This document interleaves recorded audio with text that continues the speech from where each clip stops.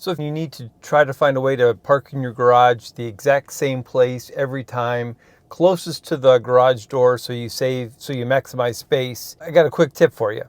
I've got an EV, and so that means when I park, I have to park in the garage going backwards because that's where my charger is. What I decided to do is use a tool that I have in the garage. I got a floor jack. They're kind of awkward, hard to find a place to store them, so I decided why not just use it right on the floor where it is, and also use it as a tool to park. So what I've done is put the floor jack right on the floor, right where it needs to be, and then all I have to do is go backwards, watching my backup cam, and line it up, and as I get close to it, as soon as I touch the handle, I know I'm in right where I need to be.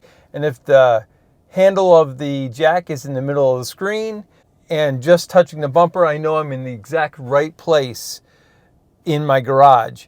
And when I look out at the front of the car, I can't see where the front of the car is. So I know when my bumper touches that handle, I'm just perfectly inside the bounds of the garage. I've got all the room I need in the back to access tools and ladders and closet and whatnot.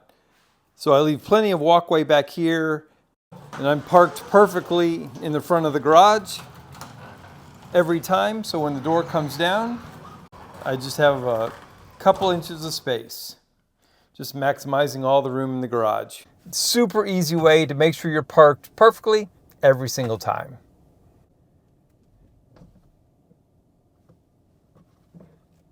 Hope this video helps. Thanks for watching. See you in the next video.